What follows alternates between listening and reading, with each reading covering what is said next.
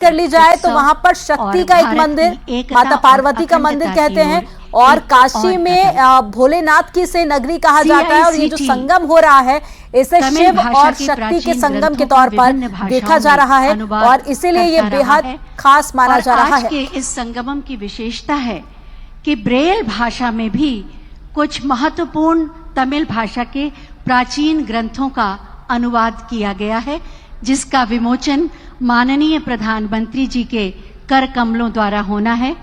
मैं माननीय प्रधानमंत्री जी से अनुरोध करूंगी कि इन प्राचीन ग्रंथों का ब्रेल भाषा में अनुवाद किए गए पुस्तक का विमोचन करने की कृपा करें।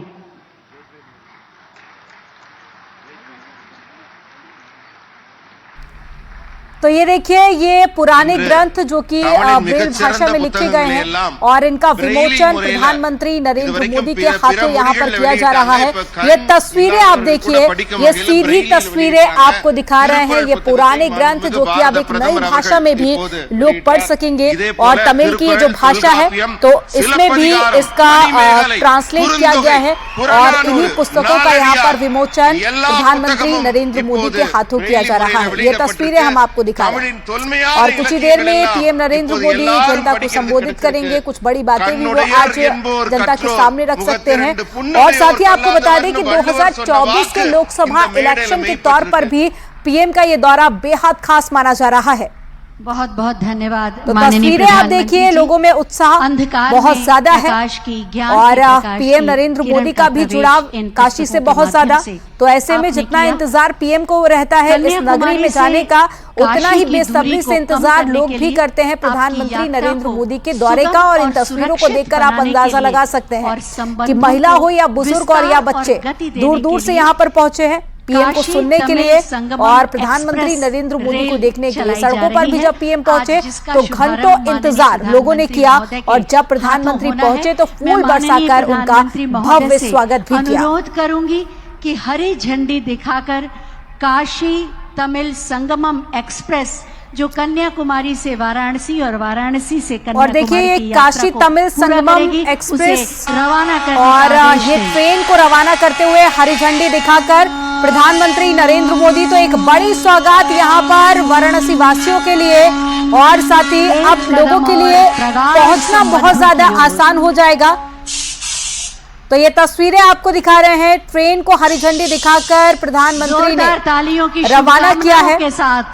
आज आप इस शुभ कार्य के साथ हों। तो एक बड़ी सौगात काशी वासियों को मिल गई है और साथ ही बिरंगे गुब्बारों से ये देखिए, ये ट्रेन जिसे सजाया गया था रंग बिरंगे गुब्बारों के साथ में और प्रधानमंत्री नरेंद्र मोदी ने हरी झंडी दिखाकर इसे रवाना किया। बहुत बहुत धन्यवाद माननीय प्रधानमंत्री जी, ये उपहार देने के लिए जो हमारे अंतर संबंधों को एक नया आयाम देगा। हमारी विविधताओं और विशेषताओं को राष्ट्रीय एकता के संकल्प सूत्र में बांधा है माननीय प्रधानमंत्री जी ने। वास्तव में ये काशी तमिल संगमम एक भारत श्रेष्ठ भारत की गहन अभिव्यक्ति ही है। तो एक बड़ी सौगात प्रधानमंत्री ने दे दी है और साथ ही आपको बता दें कि कुछ ही देर बाद आप प्रधानमंत्री को क्रूज की सवारी करते हुए भी देखेंगे।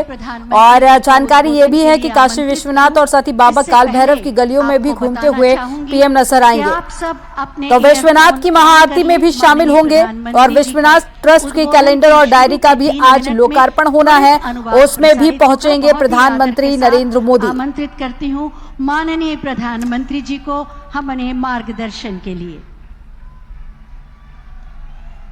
हर हर महादेव। वणक्कम काशी, वणक्कम Tamil Nadu.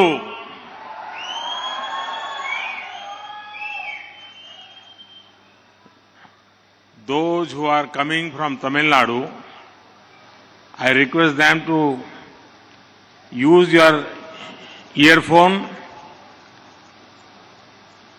first time using AI technology.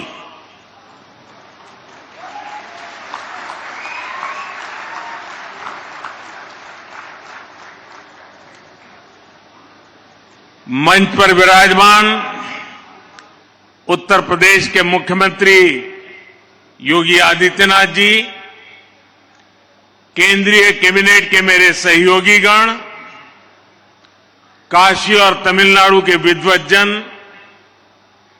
Tamil Nadu से मेरी काशी पधारे भाई और बहनों, अन्य सभी महानुभाव, देवी और सज्जनों, आप सब इतनी बड़ी संख्या में सैकड़ों किलोमीटर सफर तय करके काशी आए हैं।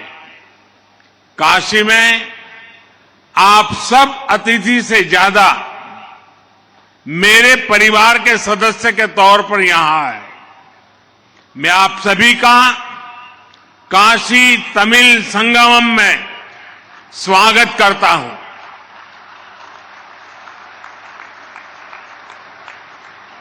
मेरे परिवारजनों, तमिलनाडु से काशी आने का मतलब है महादेव के एक घर से उनके दूसरे घर आना। तमिलनाडु से काशी आने का मतलब है मदुरई मीनाक्षी के यहां से काशी विशालाक्षी के यहां आना। इसलिए तमिलनाडु और काशी वासियों के बीच हृदय में जो प्रेम है, जो संबंध है, वो अलग भी है और अद्वितीय भी है। मुझे विश्वास है काशी के लोग आप सभी की सेवा में कोई कमी नहीं छोड़ रहे होंगे। आप जब यहां से जाएंगे तो बाबा विश्वनाथ के आशीर्वाद के साथ साथ काशी का स्वाद, काशी की संस्कृति और काशी की स्मृतियां भी ले जाएंगे। आज यहां आर्टिफिशियल इंटेलिजेंस के माध्यम से टेक्नोलॉजी का नया प्रयोग भी हुआ है। ये एक नई शुरुआत हुई है और उम्मीद है इससे आप तक मेरी बात पहुंचना और आसान हुआ है। Is it okay? Annamalai? The friends from Tamil Nadu, is it okay? You enjoy? So this was my first experience. In future I will use it. You will have to give me the detailed response. Now, as usual, I'll speak in Hindi. He will help me to interpret in Tamil. मेरे परिवारजनों, आज यहां से Kanyakumari Varanasi Tamil Sangamam train को हरी झंडी दिखाई गई है। मुझे थिरुकुरल, मणिमेकलई और कई तमिल ग्रंथों के विभिन्न भाषाओं में अनुवाद के लोकार्पण का भी सौभाग्य मिला है।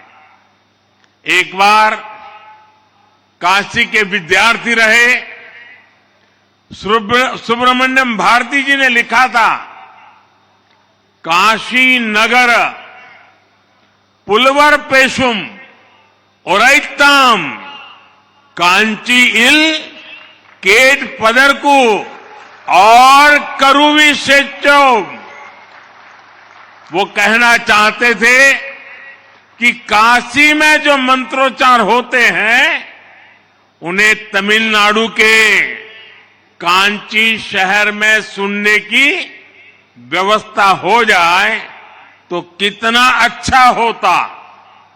आज सुब्रमण्यम भारती जी को उनकी वो इच्छा पूरी होती नजर आ रही होगी। काशी तमिल संगमम की आवाज पूरे देश में, पूरी दुनिया में जा रही है। मैं इस आयोजन के लिए सभी संबंधित मंत्रालयों को, यूपी सरकार को और तमिलनाडु के सभी नागरिकों को बधाई देता हूं।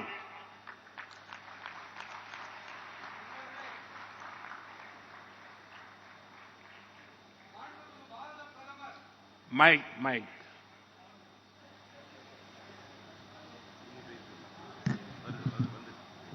மாண்புமிகு பாரத பிரதமர் தன்னுடைய உரையை இடையிலே நிறுத்தி உங்ககிட்ட எல்லாம் ஒரு கேள்வி கேட்டார் தெரியும் இல்லையா? உங்களுக்கு காதுல விழுந்துதா அந்த உரையுடைய தமிழாக்கம்னு? உங்களுடைய எதிர்வினை ரெஸ்பான்ஸ் கொடுங்க. விழுந்தது சொல்லுங்க. காதுல விழுந்தது.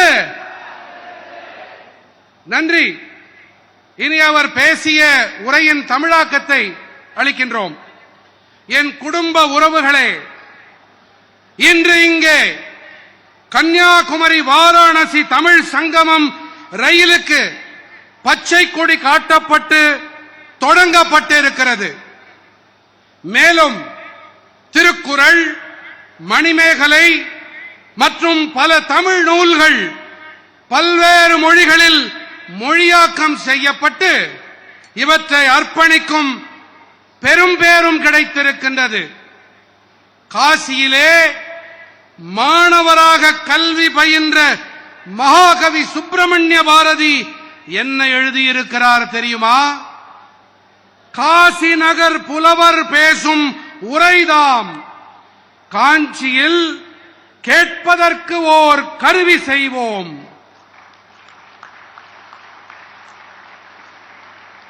அவர் கூற விரும்பியது என்ன தெரியுமா? காசியிலே புரியப்படும் மந்திர உச்சாடனங்கள் எல்லாம் தமிழ்நாட்டின் காஞ்சி மாநகரிலே கேட்கப்படக்கூடிய ஒரு அமைப்பு, ஒரு கருவி ஏற்படுத்தப்படுமானால் எத்தனை அருமையாக இருக்கும் என்பதே அவருடைய தொலைநோக்காக இருந்தது. பாரதி அவர்களின் நல்விருப்பம் இன்று நிறைவேறி வருகின்றது. காசி தமிழ் சங்கமத்தின் குரல் தேசமெங்கிலும் உலகெங்கிலும் ஒலித்துக் கொண்டிருக்கின்றது. இந்த அருமையான ஏற்பாட்டினை செய்தமைக்காக அனைத்து தொடர்புடைய அமைச்சகங்கள், உத்தரப்பிரதேச அரசு, தமிழ்நாட்டின் என்னுடைய அனைத்து தமிழ் சொந்தங்களுக்கும் வாழ்த்துக்களை தெரிவித்துக் கொள்ளுகிறேன். मेरे परिवारजनों, पिछले वर्ष काशी तमिल संगमम शुरू होने के बाद से ही इस यात्रा में दिनों दिन लाखों लोग जुड़ते जा रहे हैं।